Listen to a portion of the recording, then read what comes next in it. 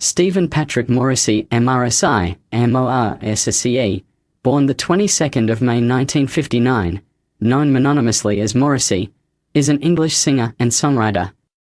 He came to prominence as the frontman and lyricist of rock band The Smiths, who were active from 1982 to 1987.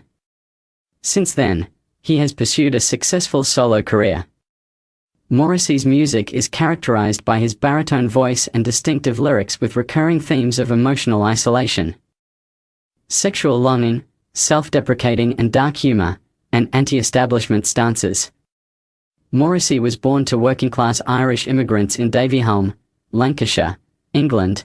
The family lived in Queen's Court near Loretto Convent in Hume, and his mother worked nearby at the Hume Hippodrome Bingo Hall.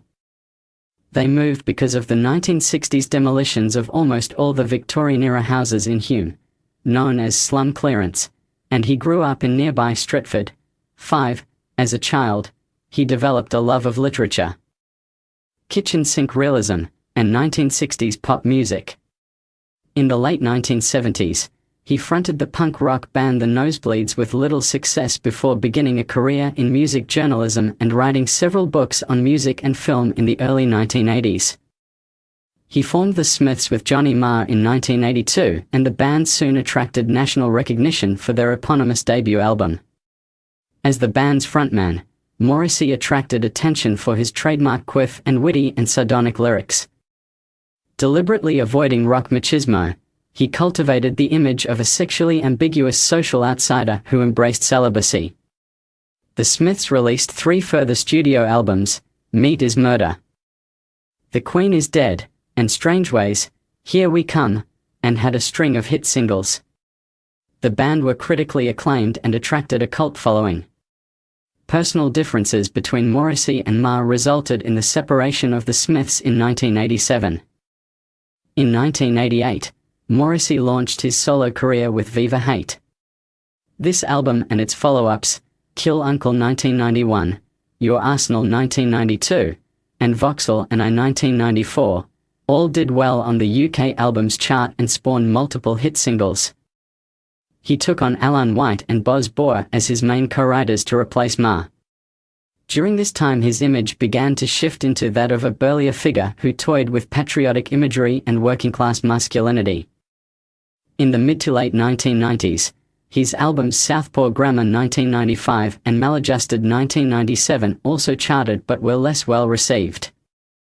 Relocating to Los Angeles, he took a musical hiatus from 1998 to 2003 before releasing a successful comeback album, You Are the Quarry, in 2004.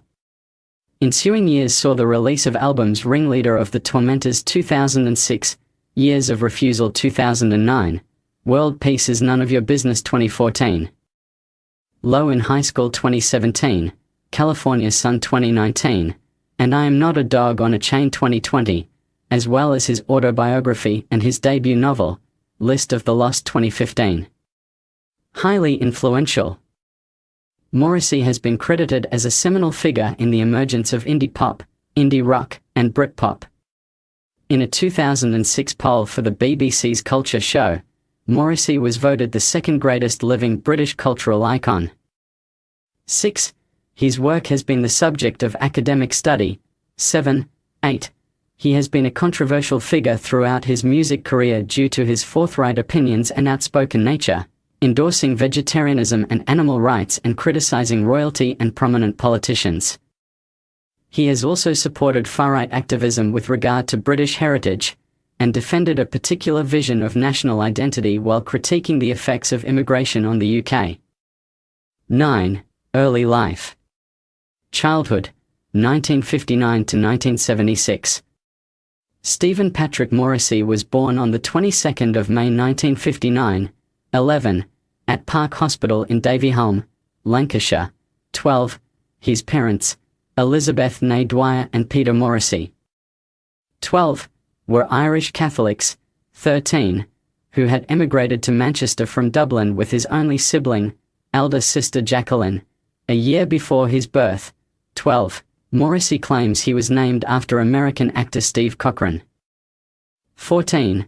although he may instead have been named in honor of his father's brother who died in infancy, Patrick Stephen Morrissey. 15. His earliest home was a council house at 17 Harper Street in the Queen's Square area of Hume, Inner Manchester, since demolished. 16. 17. 5. Living in that area as a child, he was deeply affected by the Moors murders, in which a number of local children were killed. The crimes had a lasting impression on him and would inspire the lyrics of the Smiths' song "Suffer Little Children." 18. He also became aware of the anti-Irish sentiment in British society against Irish immigrants to Britain. 19. In 1970, after the slum clearances of Victorian-era houses in Hume, the family moved to another council house at 384 Kings Road in Stretford. 20. Following a primary education at St. Wilfrid's Primary School. 20. Morrissey failed his 11+ exam. 21. And proceeded to St. Mary's Secondary Modern School, an experience he found unpleasant. 22. He excelled at athletics. 23. Though he was an unpopular loner at the school. 24. He has been critical of his formal education, later stating, "The education I received was so basically evil and brutal. All I learnt was to have no self-esteem and to feel ashamed without knowing why." 23. He left school in 1975, having received no formal qualifications. 25. He continued his education at Stretford Technical College. 25. Where he gained 3 O-levels in English literature, sociology, and the general paper. 26. In 1975, he traveled to the US to visit an aunt who lived in Staten Island. 5. The relationship between his parents was strained, and they ultimately separated in December 1976, with his father moving out of the family home. 27. Morrissey's librarian mother encouraged her son's interest in reading. 28. He took an interest in feminist literature. 29. And particularly liked the Irish author Oscar Wilde, whom he came to idolize. 30. The young Morrissey was a fan of the television soap opera Coronation Street, which focused on working-class communities in Manchester. He sent proposed scripts and storylines to the show's production company, Granada Television, although all were rejected. 31. He was also a fan of Sheila Delaney's A Taste of Honey and its 1961 film adaptation, which was a drama focusing on working-class life in Salford. 32. Many of his later songs directly quoted A Taste of Honey. 33. Of his youth, Morrissey has said, "Pop music was all I ever had, and it was completely entwined with the image of the pop star. I remember feeling the person singing was actually with me and understood me and my predicament." 34. He later revealed that the first record he purchased was Marianne Faithfull's 1965 single Come and Stay With Me. 35. He became a glam rock fan in the 1970s. 36. Enjoying the work of English artists like T-Rex, David Bowie and Roxy Music. 37. He was also a fan of American glam rock artists such as Sparks, Jobriath and the New York Dolls. 38. He formed a British fan club for the latter, attracting members through small adverts in the back pages of music magazines. 39. It was through the New York Dolls' interest in female pop singers from the 1960s that Morrissey too developed a fascination for such artists. 40. Including Sandy Shaw, Twinkle, and Dusty Springfield. 41.